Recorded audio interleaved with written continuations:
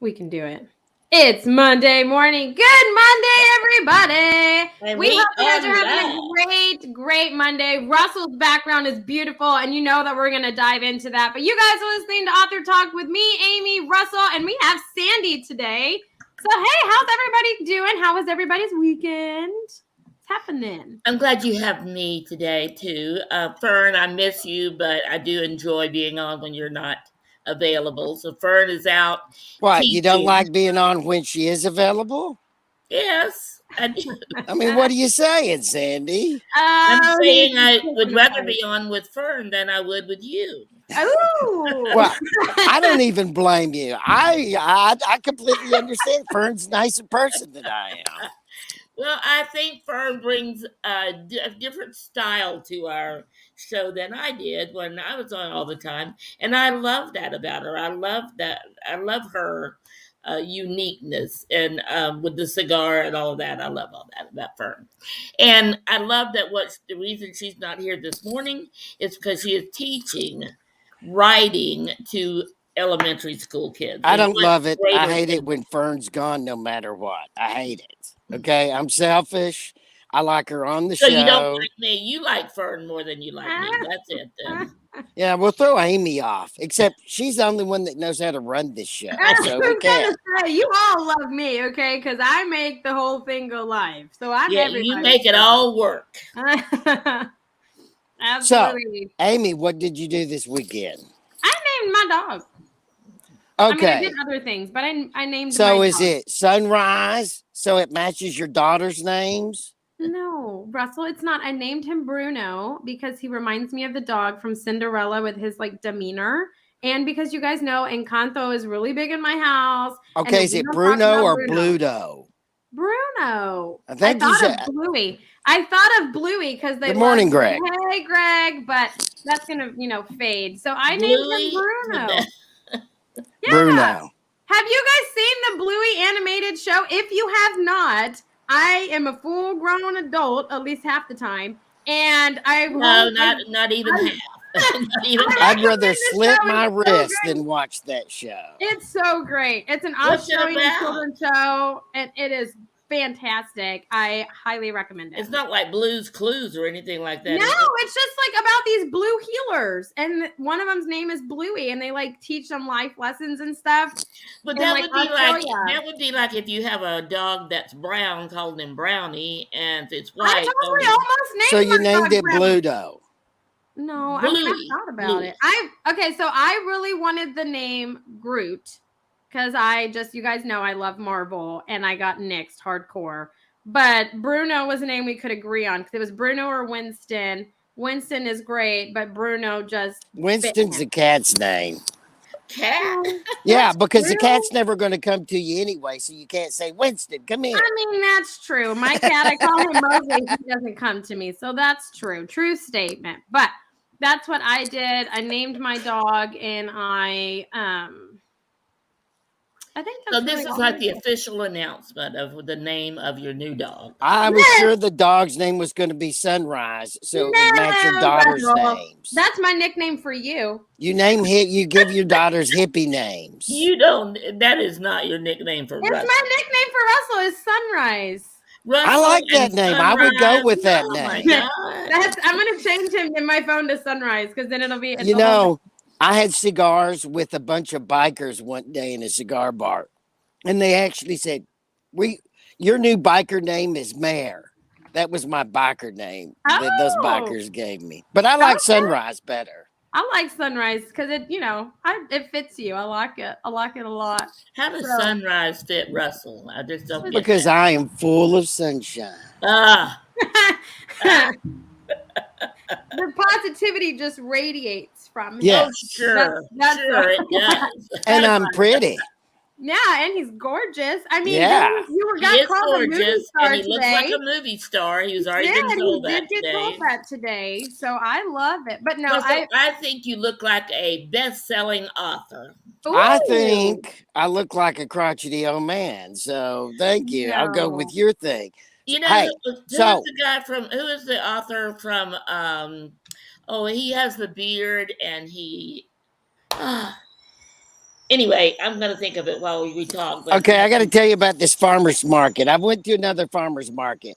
We went to a farmer's market, a year ago? Sandy, you and I talked about it. yep, I found the yep. weird vegetables. Well, we're at another farmer's market. In fact, Georgia, hello, Vola. Thank you for saying hello to me as sunshine. Uh, Georgia is the capital of farmers markets, it turns out. They're everywhere and they're really? huge and they're great.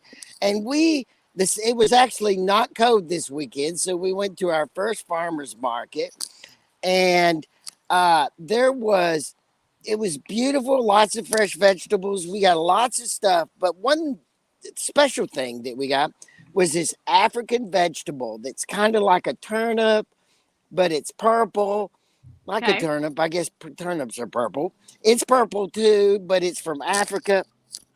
It's softer, it's less bitter, and it absorbs the spices. You cook it in a lot better than a turnip. Oh, it was so good. What is it It called? was so good. We're going to start eating it. Maybe next time I'll know what it is. I forgot the name. I want to try it. But so it was tremendous. My wife and I actually to stuff. Hello, Fern. Yes. Hi, Fern. Miss you, Fern. Good luck in class today. We actually rode our bicycles up one of these Georgian hills. We're Houstonians. We're used to flat bicycle riding. And I tell you, by the time we got home, we thought we were going to have to go to the hospital. Oh, no. Well, Russell, me and Josh are talking about doing a road trip when I get my new car. Because there's this cool thing I didn't even realize. You can rent, you know how there's Airbnbs? You can rent RVs like that. And you pay for like a week or whatever. I didn't know you could do that, okay? I'm learning a whole bunch of new things because I get to start glamping and it's great for me. So we were thinking of road tripping and going like the long way to Destin and going through like Georgia and stuff and then coming down and then doing the Plus you have a place to stay here. Well, I mean, I'll have you the plug RV. in. But I can come hang out with you is what I was thinking. I was like, we could stop by and see Russell and like you have the trail and stuff like near your house. I was like, we're going to come. So Russell, I may be coming to visit you this summer. Just saying. Awesome. I may. I'm excited about the fact that I'll have an RV and air conditioning at night, which is great. So just saying. Fun fact. That's what I was planning, I guess, this weekend. I've been talking about it. So. Russell, it's Ernest Hemingway. That's who you well, here's the one problem with that. By the time Ernest Hemingway was 64, he was dead. So I don't want to look like Ernest Hemingway anymore. Well, you looked like him before he died then. Okay, but that kind of makes me nervous because it kind of makes me think because he might remember wish something bad on me. he was at Key West is the place where he was has his house and all that. Yeah, but by the time he was 64, he was gone. How did he die? Do you remember? Oh, he shot himself? Yeah. Oh, my God. So, hey, Amy. Yes. I got to tell you, I finished my homework that Max gave me last Monday night on your show. Max, you need to tell everybody about it. I love this. I schedule my whole Mondays about it. My wife and I have fights because I tell her that she can't plan on us going anywhere on Monday nights because I have to see Max's instruction hour. You need to tell people about it. I love this. And by the way, it's very well attended. And I love it that it's developing the skill set. So authors get to develop their skills in whatever, whether it's fiction, developing a plot, all of that. So, Amy, I think the coolest part for me, because you guys all know I'm not the author on this show. Okay, like I haven't written a book. If I may just do an audio book that's visual, because I talk with my hands and stuff. Okay, but I've learned so much about what writers go through when they create, you guys, like the amazing books that they write, right? All through Max. And so, last week it was narration and scene work. Tonight, we're talking about point of view and narrative perspective, which I'm excited about because I get to give my point of view in these meetings. Not that I talk a whole lot, but from a consumer, right, on what the readers and stuff, kind of what we like and things like that. So that's what we'll be talking about tonight with Max. You're not going to want to miss it. It has been very well attended, like Russell said. And Russell has loved this because we all know Russell doesn't usually join me on Monday nights, but he was so excited. Russell does about not join. Max. You can stop. I'm not a joiner. I'm not a team player. But I got to say this: I have already adopted for every chapter as a ultimate part. Oh, Greg says Russell needs to go to Monticello, Georgia, small country town southeast of Atlanta, home of Trisha Yearwood, where she is from. Who's Trisha Yearwood, Greg? Married to country music singer. Yeah. What? She's country married music to singer. dang, what is his name? God, he sings Friends in Low Places. What is his name? Greg, you're gonna know his name. It's skipping my mind. Garth Brooks. That's who she's married to. Sorry, my bad. I'm not a country western fan. And your mom knew the answer. James says point of view is really hard to keep straight. Really? That's why I'm reading Dostoevsky right now. I'm spending the whole year. You remember a couple years ago, I spent the whole year on Shakespeare. This year, it's on Dostoevsky. I'm reading Brothers Karamazov. They don't give a crap about point of view, which I have lots of opinions about, and it's supposed to be one of the greatest novels ever. But I was about to say, last week, Max's lesson, I've already adopted something for my chapter, every chapter I write, and that is make a list before you start the chapter of everything you want the reader to know in that chapter, and what do you want the reader to see in that chapter. And it's a great list to say, okay, this is where I am. Go. So what would you say? Explain point of view. Okay, the point of view is like it's from what view at that current time as a reader are you seeing through the eyes of? Well, so here's the description, okay, because this might help. So the description of tonight's class is whose eyes do we see through in the story? Who do you care about the most? Do you have multiple characters telling us what happens? How do tenses work in storycraft, and what happens if they change? So those are all the things that Max will be covering tonight. He gave me like a whole breakdown, okay, and like descriptions to go with it, which is fabulous because I'm not even gonna lie, narrative perspective, I wouldn't get. I don't know. I wouldn't from that word. I'm not the writer. I'm sorry, but I'm glad that I got a breakdown. Yeah, and you produced this beautiful course. Yeah. I'm excited and everybody, whether you're writing a novel or you're writing a nonfiction or you're writing a blog, you consider that point of view. Whose point of view are you telling it from? Is it from your point of view? And so I love that. I love studying about point of view. Well, Russell, that brings me to a question. Would you say that you've always struggled with like point of view and narrative perspective, or is that like your strength in writing and you've struggled maybe with some of these other elements that he's gone through? Okay. Well, that's a really good question, especially after I just said I'm spending the year on Dostoevsky and he never even cares about the point of view, which is aggravating because the book I'm writing right now, Murder by Trial, Murder by Storm is coming out in October. It's been ready for quite a while. I've been ready for Fern to get it out, but that's another story. I am writing through three characters' views. So chapter 1 is the point of view of one character. Chapter 2, a second character. Chapter 3, a third character. Chapter 4 will be back to the first character. And it's telling the story as it proceeds, but it's switching between these three characters' views. Hang on. Brief intermission. Somebody in a big loud truck had accelerated. That's okay. In the road out there going up the hill. So,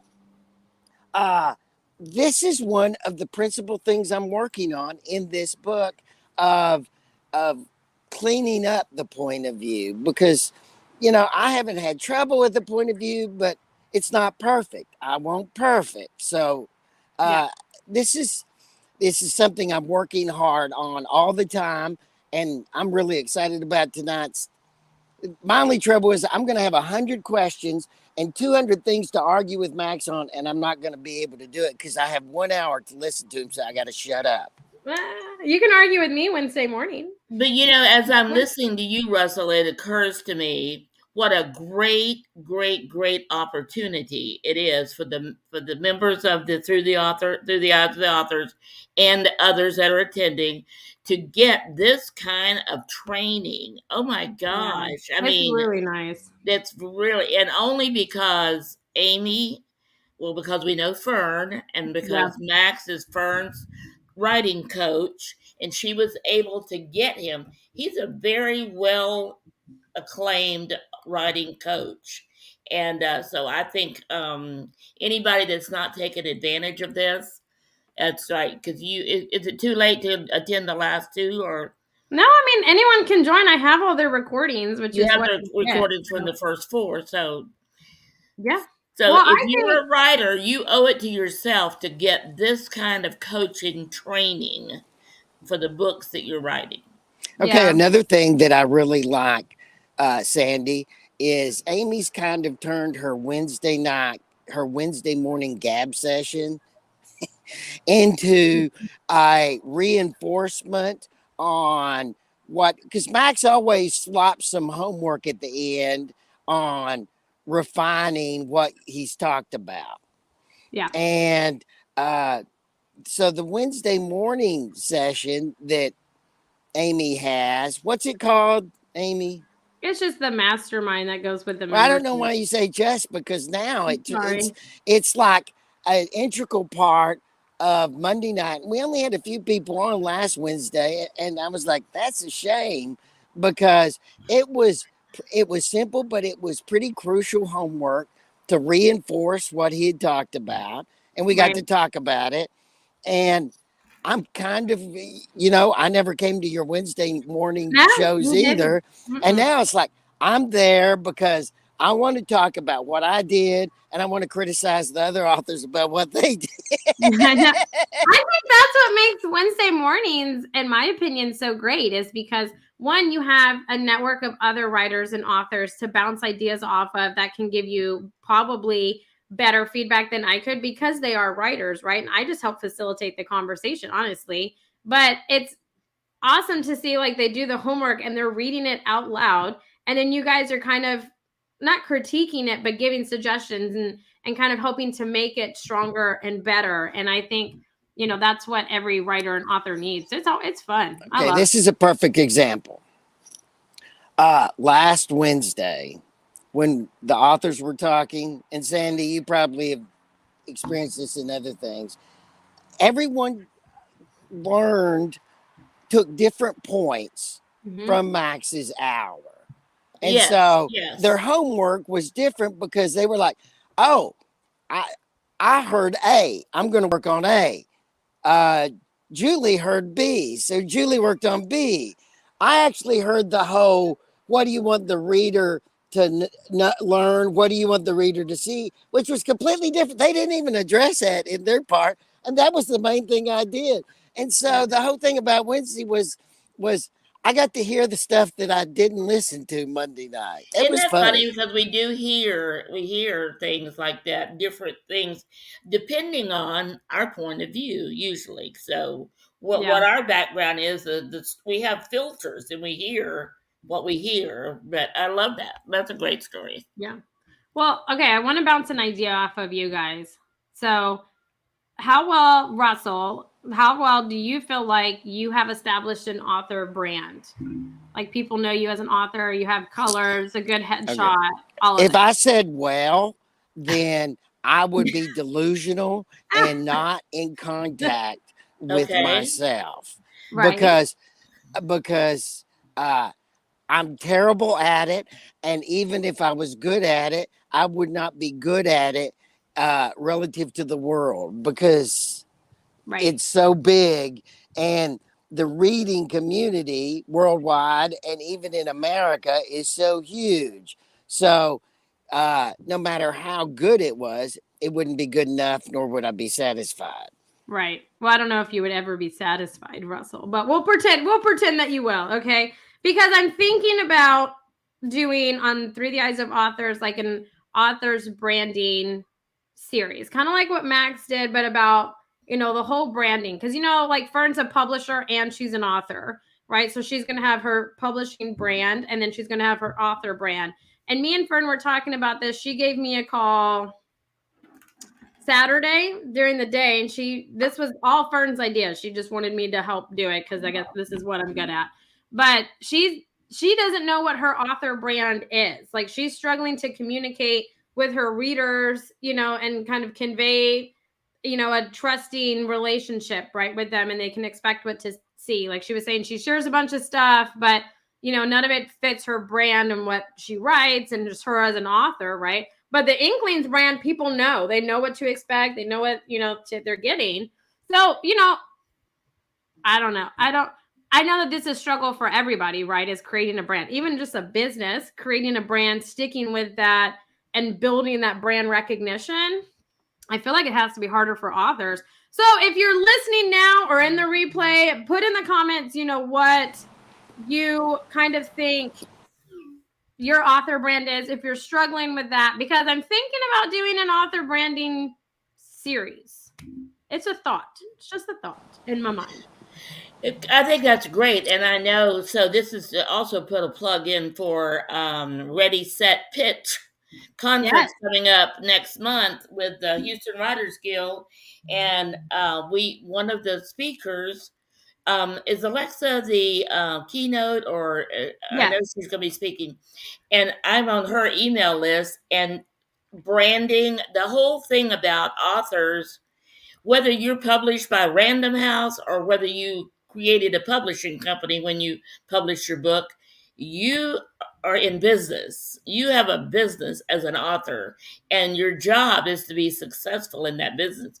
And she promotes that all the time in her emails. And one of the things about having a business, as you just said, is the branding. So I think teaching authors how to have their brand is absolutely critical to their exposure and their visibility as an author.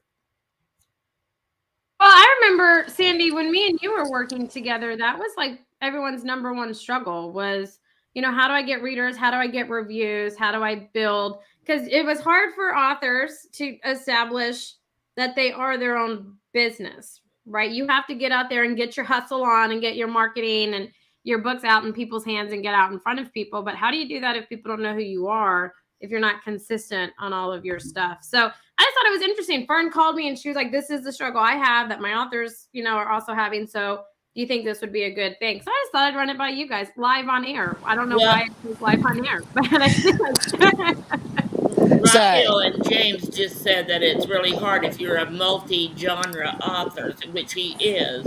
So, so what do you think about that? And this will be a question to think of for the course itself is, should he have multiple brands then? One brand for his mysteries, his killer series, another brand for his fantasy or fiction? What do you do? I think that's a terrible idea, Sandy. And I know you advocate that. I think that's a terrible idea because you're just spreading out your marketing. That. No, I do not, because at the head of the whole thing is James Hill. Who is James Hill and who is Rock Hill Publishing?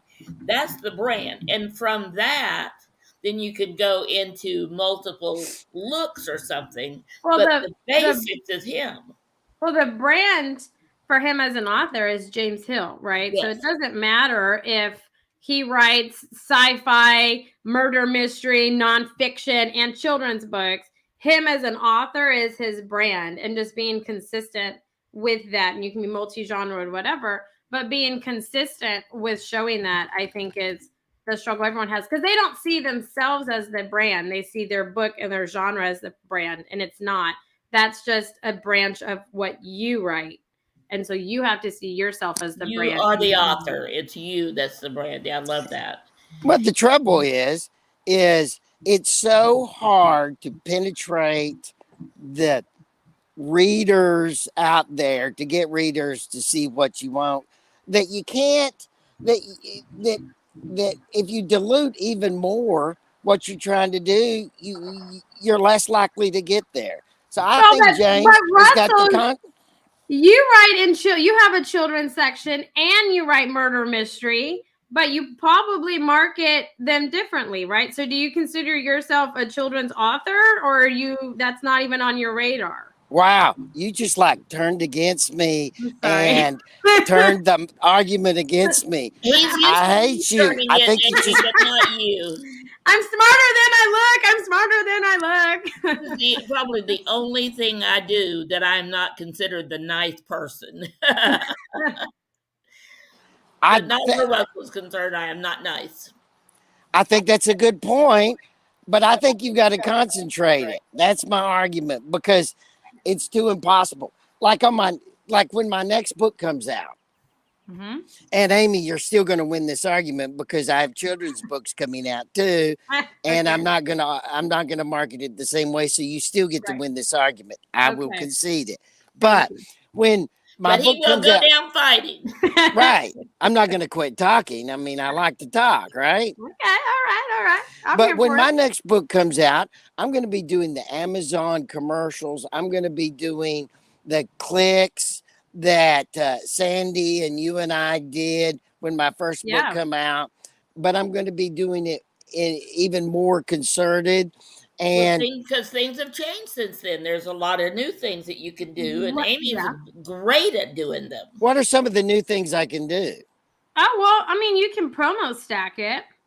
What does that mean? I know. I'm sorry. You can just leverage different people's like email list or subscribers that subscribe to get your genre of book, right? So it's putting you in front of your readers that want to download your ebook and stuff like that, which we all know. If you don't, here's a new tip of the day. Okay. If you have a sale or whatever on your ebook, it's free, 99 cents. You get a ton of downloads. Those will lead into physical sales of your book. You may not get as many, but most people, if they're going to do an ebook that's free or 99 cents, they also want to hold the book. And so they're going to invest in buying the book, especially with all the reviews and stuff that you have. So you can leverage a bunch of different places. I mean, there's K-Book Promotions, Bargain Booksy, Free Booksy, Robin Reads. You can run BookBub ads without BookBubs accepting your book. I'm just saying I learned this whole thing because my book. Explain what that really means. What does that mean? I mean, how big is BookBub? Oh my gosh, they're BookBub is huge. I can't say it. BookBub, they are like the biggest promotional site for books. Besides, it's like them and Bargain Booksy, I would say are going to be your two like heavy hitters. But promo stacking is you just leverage multiple ones. So like when we do book launches to do Amazon bestsellers and stuff, we will stack, between 3, 5, however many of these sites for the day that your book comes out for your ebook to get you up in ranking, right? So we pay and leverage all of those to do that. And then if you want to run ads and stuff on top of it, you can for physical sales of your book and things like that. But we leverage the ebook because that's kind of like a no-brainer. It's an easy entry point, So that's what. How do we get on Amazon Live or something like that? Oh, Sandy, you read my mind. Oh my gosh, I love it when I read your mind. That we should try to do that, and I don't know how to do that, but I know people that do it, and so I'm going to find out. Okay, I have a criticism too. Okay. A criticism? That wasn't a criticism. My 31. Well, you know what I mean. How do we? And a suggestion, criticism. I don't know what it is. So my 32-year-old son, I think he's 32. I'm not sure. 32-year-old son came to see me this weekend because he's working here. And we're sitting out in the back and I'm having a nice cigar. And he says, Dad, why aren't you guys on TalkBook or Book Talk? And I'm like, what's that? He says, TikTok has its own part that's Book Talk. You cut out the best 30 seconds of your 30-minute show every week. You stick it on Book Talk. I was like, oh my God, I want to do that.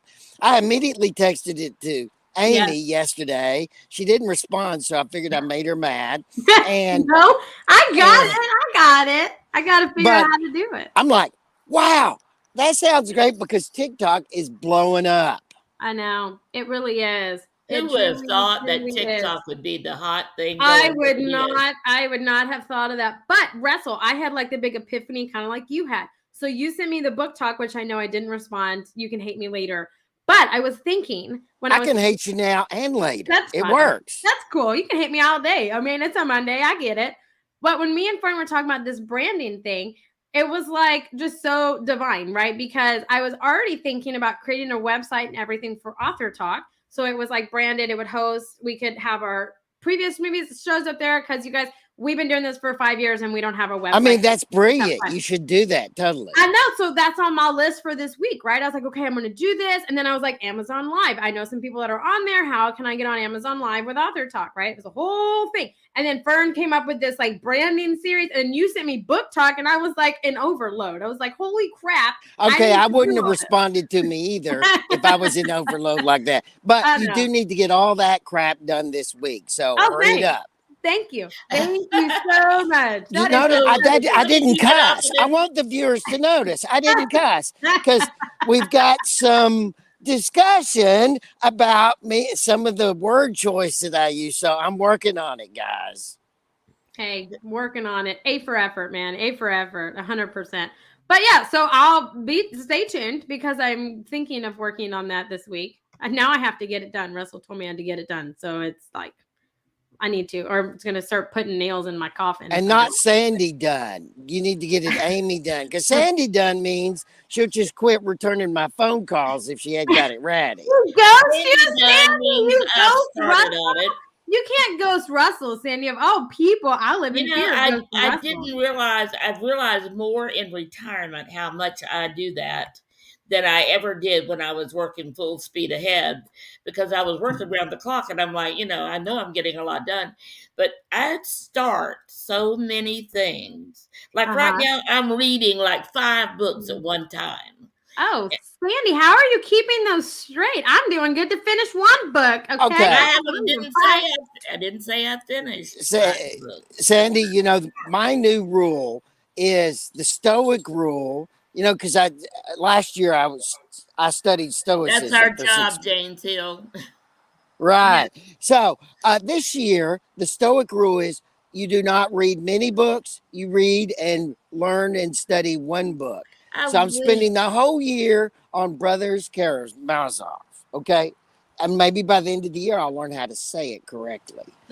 But so you should start one book and study one book, not 5 books. I know. Well, they're different books on the same topic, but they are multiple books. But see, each book is going to have its own stance on that topic. So then you're going to be finished with these books and you're going to be more confused than ever because you're going to be like, what is the truth in this topic? That's how I see it. But, I'm doing good to, I realize that I'm like, oh my gosh, how did I get this? Because my granddaughter, my 30-year-old granddaughter lives with me. And so she told me about Overdrive and how to rent books from the library. So you should not badmouth your 30-year-old granddaughter. No, that was. I've been over to your house, and the thing that you and David are usually most excited about is whatever she's doing. I know. It's the center of your day. She is the center of our attention. Okay, before we get finished, we need to talk about our podcast. We're like top 10 on Good Pods.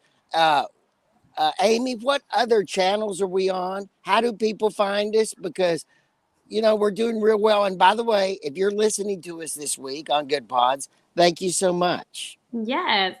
And thank you for making us in the top 10. I know. It's exciting, right? So we are on Apple, Spotify, Google, anywhere else that hosts podcasts is where we are. And on Good Pods, which is where we're ranked in the top 10 for indie books, for a book, podcast, and I don't remember what the other one is. I guess I should link those up. Those are the top 2 for books, and we are in the top 10. Greg's show, which you guys saw him comment, The Con Hour, is also up there with us. But we're just grateful. It's just been a lot of fun to do and we've met some amazing authors and just had fun conversations like today, and we banter and go back and forth, and I make Russell hate me by the end of the show, and that is just a great Monday morning for me. So I love it. But thank you guys. We're so excited. Just remember, type in author talk. You will see the gold and red book kind of opening. That's us. Go ahead and, subscribe when we get new listeners and stuff. But if you also want to see us, because we are very animated and talk with our hands and just have a lot of fun with our facial expressions, make sure you go over to our Facebook group and join our Facebook group, or watch us on YouTube just for fun if you want to see us and our reactions and stuff. Because I can control what I say, but I don't control my facial expressions sometimes. So it makes for a really fun show. Or my daughter is banging on the door, and you can kind of just see Russell just laughing. Those are some of my favorite times, when she's banging on the door, screaming in rage at you, and you're trying to chill on the show. I know. I love that. She has such bad timing. I think she has good timing. It's a whole thing. It's a whole thing. You guys did not hear, Russell, you will love this, okay, before we wrap up. So last week, you guys, my oldest daughter gave me a run for my money. And I know both of you guys can relate. She threw her toy phone at me in the middle of a meeting because she wanted my coffee and I wouldn't give it to her. I was in the middle of a meeting, like a video meeting, and she just chunked it at me, okay? And then on top of all of that, she was screaming no. And then I was talking on the phone, doing a meeting instead of doing a video. They were playing outside. She got mad that I was ignoring her because she wanted cheese. So then she kicked me, and my phone was muted because, I was in just full on angry mom mode. Okay. So I yelled at her. She took my phone and screamed no into the phone. Luckily it was muted. Okay. So that was my day from hell, with my child giving me a run for my money. She got in big trouble that day. Okay. Can I share with you? That whole story, daughter, Amy?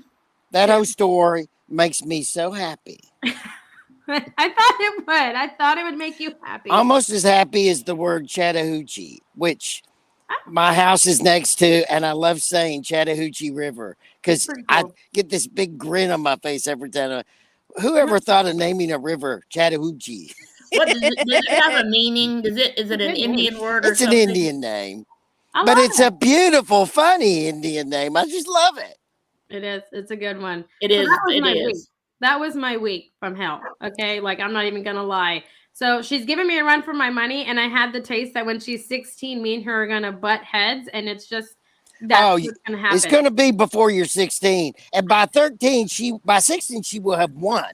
By 13, the war will be commenced. Mm-hmm. Amy, would you tell people, how they can reach out to you to see the last 2 or 3 episodes of Max's show before we go? Yeah, absolutely. So you guys, I'm literally everywhere. So you can send me a direct message, or you can email me at Amy, AIMEE @abundantlysocial.com. I'd be more than happy to send you the link for tonight. And if you're interested, the previous sessions that we have had, I will not send you the masterminds because that's for people that attend if they want to rehear some of the content. But I will send you Max's sessions that have previously gone on.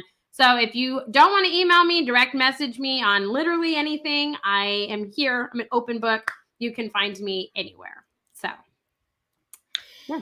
And I want to just say we had that experience this week that somebody that I knew 10 years ago found me on Facebook and had been watching our author talk, because he's got a nephew that has a book in the UK, and he's looking at us for helping with the launch in the United States. And he was saying how much fun it was to watch the videos and see the fun that we had. So I think we have done, Russell, this whole thing was your idea 5 years ago. Mm-hmm. Remember, you came to me and said, what about doing this?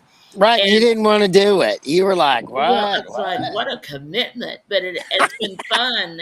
And so has it met your expectations of what you wanted for a podcast? Ooh, that's a good question. But now I have, it's way, of course, there's a joke behind your question, because this whole not top 10 rating thing is beyond anything that we expected. Oh, because I know. we're just We're just three guys sitting around talking with an author with a new book. That's what we do. Yeah.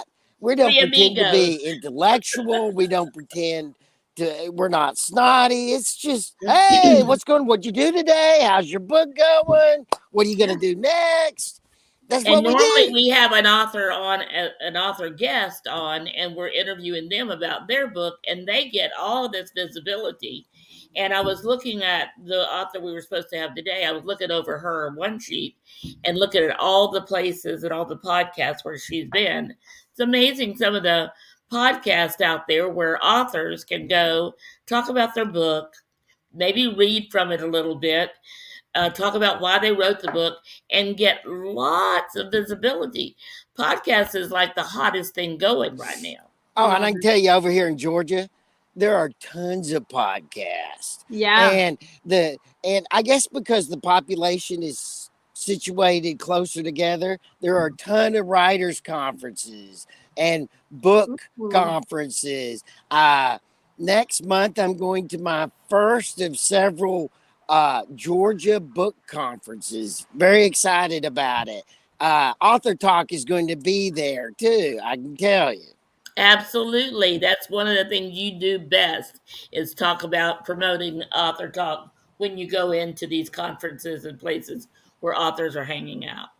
Yeah, because it's not like I'm going to join anything since I'm not a joiner. I know you're not a joiner. So. True statement. True statement. It is true. You are not a team player, and that's okay because I'm not always. I pick and choose what teams I play on sometimes. But is that your point of view, Russell? You're not a team player? No, a big truck came down the road up the mountain.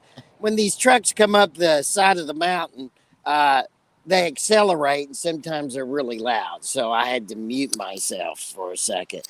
No, it's not my point of view. I'm just hard-headed. That's what I am. Hey, you know what? We're all hard-headed. I'm stubborn too. I told you I'm doing my own business taxes. I don't know why I chose to do that. That was stupid. I didn't mean to say that. Thanks for just straight up saying this. That's almost. See, sometimes you're careless. Like when you got pregnant the second time, you're careless. Oh my goodness. I'm never gonna live that down, Russell. You talk as if I got 500 kids. I got 2. Okay, I only have 2. So you have far. more kids than I do. I know. Yeah. Who's more careless? They're not 13 months apart, though. Hey, Sandy. Whoa, Sandy came out against you. That's all for this week, folks. You got to end on a high note. Because I've been there, I know that I had 4 kids in 4 years, so I totally get now Sandy's trying to crawfish out of attacking you, Sandy. That's what that is. By the way, I love that word crawfish used like that. People in Atlanta, I used it this weekend and they looked at me like, what the hell was he talking about? You're going to get that look a lot, I bet, in Atlanta, having come from Texas. But I've heard some new comments over here that I'm going to steal. In fact, I've already put one in a book. I heard a comment the other day, a slang. I thought, that's beautiful. Put it in my book the next day. Nice. I like it. I love the colloquialism that you get from different authors and from the place where they live. James Hill has authors that are even international, and so some of their comments, I love all that. It's fun. Well, you guys, our time is coming to an end. I know we're all sad to say goodbye on this Monday, but closing comments, snarkiness from you first, Russell. I hope everyone has a great week. I intend to have this spectacular week because the chaos is almost settled down. Nice. And I'm going to be able to get to my routine of writing. So I'm very excited about this week, and I hope everyone else has a great week. And maybe not everybody knows that you just moved to Atlanta, Georgia from Houston just in the last couple of weeks. So, yeah, if you're getting situated already, that's pretty good. Nice. That's quick. Sandy, what about you?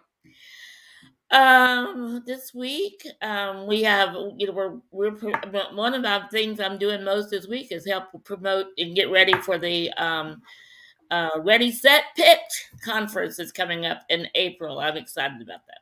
Yeah, it's going to be a fun time. Well, you guys, like Russell said, we hope everybody has a fantastic rest of the week, a great Monday. Make sure to join us tonight for Max and the point of view and narrative perspective. You're not going to want to miss that. But until next Monday, everybody, have a great week.